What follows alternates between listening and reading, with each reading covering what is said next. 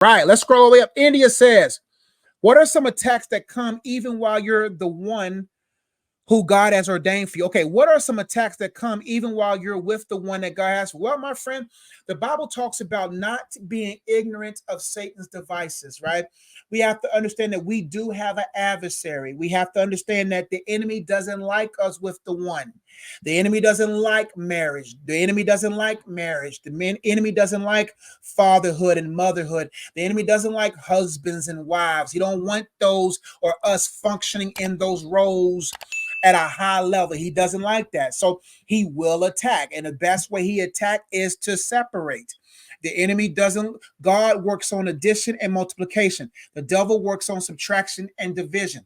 And so when you understand the mathematical aspects of the spiritual world, then you will begin to assess, okay, are we multiplying? Are we adding? Or is there things in our lives that's subtracting and dividing? And so the best thing is to assess every entry point of your marriage. Assess every entry point of your relationship.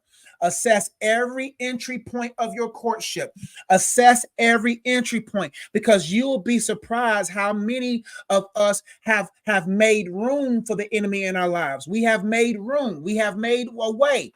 Through what we watch, through what we listen to who we are friends with, we have made access for these different things into our lives. So you have to assess the entry points. You assess outward, then inward. Assess how could the enemy attack my marriage? How could the enemy attack our courtship?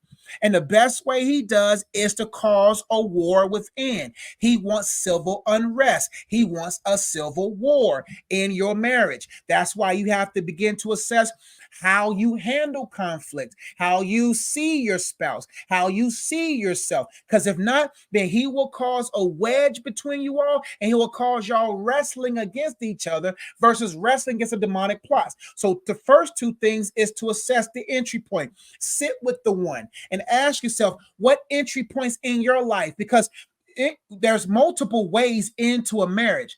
And the ways are through the two people, and the two people can have multiple ways. Ways that the enemy comes in through an individual in a marriage is through unresolved conflicts and traumas. Another way that the enemy can come through a spouse into the marital house is through deep longing desires. So you got to assess not only your entry points, but then they got to assess their entry points. What do you watch?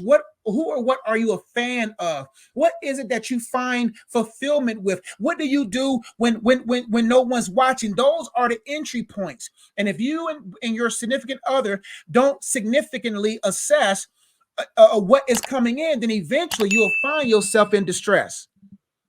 Right? So you got to assess the entry points, and you got to assess, what was my second point? The entry points, and you got to assess whatever else I said on that, right? Oh, to make sure that y'all not wrestling with each other. So though he attacks from within. So you can't let him in. He can't attack within if you don't let him in. And so you got to assess how you have let him in, where he has came in, and what conflict is he causing within y'all's union, and then sit back and address, hey, are there unresolved conflict? Do we need counseling? Do we need mentorship? Do we need coaching? What do we need? And so I hope that helped. And if there's a lot of, like, check those books I shared. Like, a book that I think will help in this particular question right here is The Purpose of Relationships. This book right here will teach you about the importance of all relationships: relationship with God, relationship with yourself, then relationship with your significant other, because the holes in marriages start with the holes in the individual.